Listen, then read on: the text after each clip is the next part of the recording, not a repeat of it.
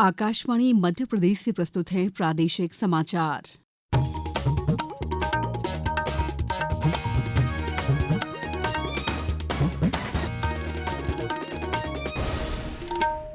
नमस्कार, समाचारों के साथ मैं दीपा सिंह।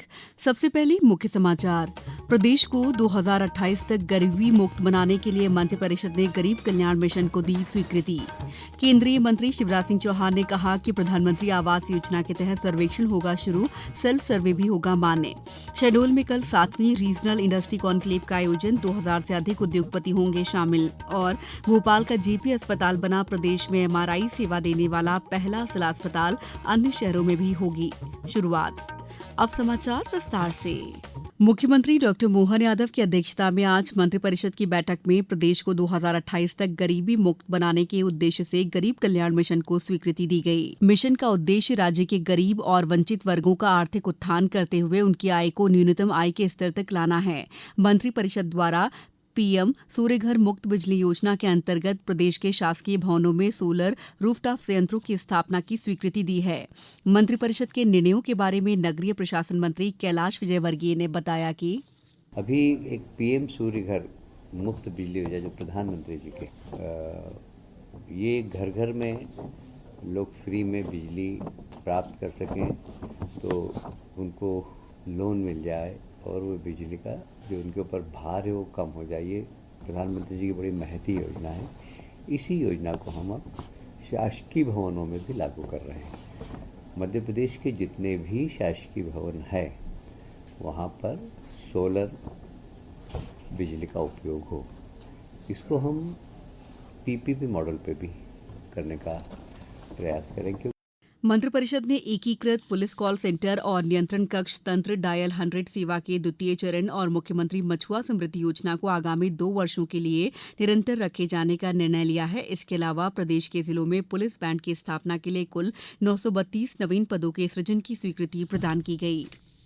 केंद्रीय कृषि मंत्री शिवराज सिंह चौहान और मुख्यमंत्री डॉक्टर मोहन यादव आज विदिशा में 177.53 करोड़ रुपए की लागत के विकास कार्यों का भूमि पूजन और लोकार्पण किया। इस अवसर पर केंद्रीय मंत्री शिवराज सिंह चौहान ने कहा कि हर गरीब को पक्का मकान देने का लक्ष्य जल्दी ही पूरा किया जाएगा। उन्होंने बताया कि पिछले सितंबर तक प्रदेश को 3,68,500 मकान की सौगात दी गई है, जिसमें अब 8,21,190 नए मकान जोड़े जा रहे हैं।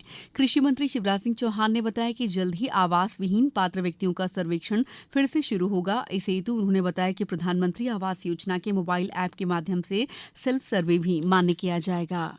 तो किसान भाइयों, जिनकी 2.5 एकड़ तक सिंचित जमीन है और 5 एकड़ तक असिंचित जमीन है, उनको भी पीएम आवास दिया जाएगा। सर्वे में उनका नाम भी जोड़ा जाएगा। और सर्वे में एक बात और की है, उसको ध्यान से सुन लेना। कई बार कहीं गांव में कई लोग शिकायत करते हमारा नाम तो छोड़ दिया, कोई कहते थे जानबूझ के छोड़ दिया, कहीं पंचायत के झगड़े में छोड़ दिया, कहीं और कोई कारण है। सेल्फ सर्वे, स्व सर्वेक्षण मतलब आप अपने मोबाइल से ही सर्वे कर सकते हो। और कैसे करना वो और सुन लो। मोबाइल तो सबके पास है। आधार नंबर मोबाइल पे लॉगिन करो, खुद का फोटो खींचो, फेस ऑथेंटिकेशन वही हो जाएगा। एक फॉर्म खुल जाएगा मोबाइल पे ही, उसमें ये सारे कॉलम है कि 15,000 से ज्यादा आय तो नहीं है, 4 पहिया वाहन तो नहीं है, वगैरह वगैरह। आप उसी में भर दो और भरने के बाद अपने आप आपका सर्वे हो जाएगा। सर्वे कार्यक्रम में मुख्यमंत्री डॉक्टर मोहन यादव ने विदिशा नगर पालिका को नगर निगम का दर्जा देने की घोषणा की। उन्होंने कहा कि राज्य सरकार के प्रयासों से प्रदेश में 48 लाख हेक्टेयर सिंचाई का रकबा बढ़ा है, जिसमें जल्द ही और वृद्धि की जाएगी। रेल प्रशासन द्वारा महाकुंभ 2025 में श्रद्धालुओं को सुगम, सुरक्षित और आरामदायक यात्रा उपलब्ध कराने के उद्देश्य से रानी कमलापति बनारस रानी Kamlapati Kumbh Mela express special train चलाई जा रही है। गाड़ी संख्या 01661 स्पेशल ट्रेन 16 जनवरी से 20 फरवरी तक प्रत्येक सोमवार और गुरुवार को सुबह 11:10 पर रानी कमलापति से प्रस्थान करेगी। इसी प्रकार 17 जनवरी से 21 फरवरी तक प्रत्येक मंगलवार और शुक्रवार को दोपहर 2:45 पर बनारस से रवाना होगी। समाचारों में वक्त है ब्रेक का। ये समाचार आप आकाशवाणी मध्य प्रदेश से सुन रहे हैं। ये समाचार बुलेटिन YouTube पर Madhya Pradesh news All India Radio channel पर और फेसबुक साथ ही एक्स प्लेटफॉर्म पर AIR न्यूज भोपाल पेज पर सुने जा सकते हैं। इसके अलावा आप हमारी वेबसाइट newsonair.gov.in पर अथवा न्यूज ऑन AIR ऐप पर भी समाचार सुन सकते हैं। ब्रेक के बाद समाचारों में आपका एक बार फिर स्वागत है। प्रधानमंत्री नरेंद्र मोदी आज महाराष्ट्र के दौरे पर रहे। प्रधानमंत्री ने मुंबई में नौसेना गोदी में 3 अग्रणी नौसेना जहाजों INS सूरत, INS नीलगिरी और INS वाघशीर को नौसेना में शामिल किया। प्रधानमंत्री ने नवी मुंबई के खारघर में इस्कॉन मंदिर का उद्घाटन किया। प्रधानमंत्री ने कहा, श्री श्री राधा मदन मोहन जी मंदिर आध्यात्मिकता और ज्ञान की संपूर्ण परंपरा को दर्शाता है। आज ज्ञान और भक्ति की इस महान धरती पर इस्कॉन के प्रयासों से श्री श्री राधा मदन मोहन जी मंदिर का उद्घाटन हो रहा है। मेरा सौभाग्य है कि मुझे ऐसे अलौकिक अनुष्ठान में अपनी भूमिका निभाने का पुण्य प्राप्त हुआ है। ये इस्कॉन के संतों का अपार स्नेह और अपनापन है। श्रील प्रभुपाद स्वामी का आशीर्वाद है। मैं सभी पूज्य संतों का आभार करता हूं, उनके चरणों में प्रणाम करता हूं। शहडोल में कल रीजनल इंडस्ट्री कॉन्क्लेव का आयोजन किया जा रहा है। मुख्यमंत्री डॉ मोहन यादव ने कहा है कि शहडोल औद्योगिक क्षेत्र की अपार संभावनाओं की भूमि है। कॉन्क्लेव में उद्योगपतियों और निवेशकों के साथ नीति संवाद और नवाचार साझा किए जाएंगे। कॉन्क्लेव में 4000 से अधिक प्रतिभागी और 2000 से अधिक उद्योगपति शामिल होंगे। साथ ही मुख्यमंत्री 28 औद्योगिक इकाइयों का लोकार्पण और भूमि पूजन करेंगे।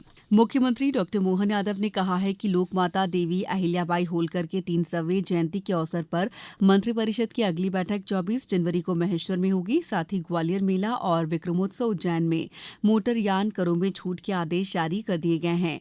मुख्यमंत्री डॉ यादव आज मंत्रिपरिषद की बैठक के पहले संबोधित कर रहे थे।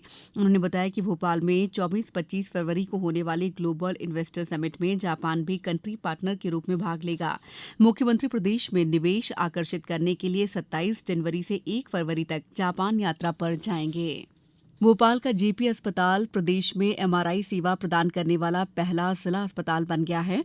10 करोड़ 50 लाख रुपए की लागत से बने MRI सेवा केंद्र का आज उप मुख्यमंत्री राजेंद्र शुक्ल ने लोकार्पण किया। उन्होंने कहा कि MRI जांच सेवा उज्जैन, इंदौर, ग्वालियर और जबलपुर में भी शीघ्र शुरू की जाएगी। उप मुख्यमंत्री ने कहा कि ये सेवा CGHS दर से 30% कम शुल्क पर नागरिकों को उपलब्ध होगी।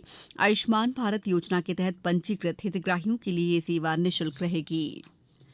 प्रदेश में जनवरी माह में एक बार फिर बारिश की संभावना है। मौसम विभाग के मुताबिक अगले 2 दिन भोपाल, इंदौर, ग्वालियर, धार, छतरपुर, निवाड़ी सहित प्रदेश के आधे हिस्से में बारिश होने की संभावना है। वहीं भोपाल, इंदौर, रीवा, शहडोल संभागों में तापमान सामान्य से कम बना हुआ है। प्रदेश में सबसे कम तापमान पचमढ़ी में 5.6 डिग्री सेल्सियस रिकॉर्ड किया गया। अब कुछ समाचार संक्षेप में। झाबुआ में कैबिनेट मंत्री महिला एवं बाल विकास निर्मला भूरिया के मुख्य आतिथ्य में आज साइकिल वितरण कार्यक्रम आयोजित किया गया।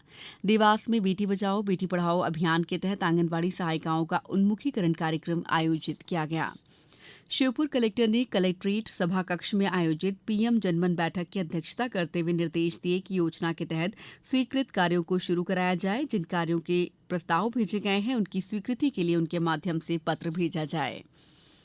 भारत की महिला क्रिकेट टीम ने आज राजकोट में आयरलैंड की टीम को 304 रनों से हरा दिया। भारत ने 5 विकेट पर रिकॉर्ड 435 रन बनाए, जिसके जवाब में आयरलैंड की टीम 131 रन पर सिमट गई। इस बुलेटिन में इतना ही। नमस्कार।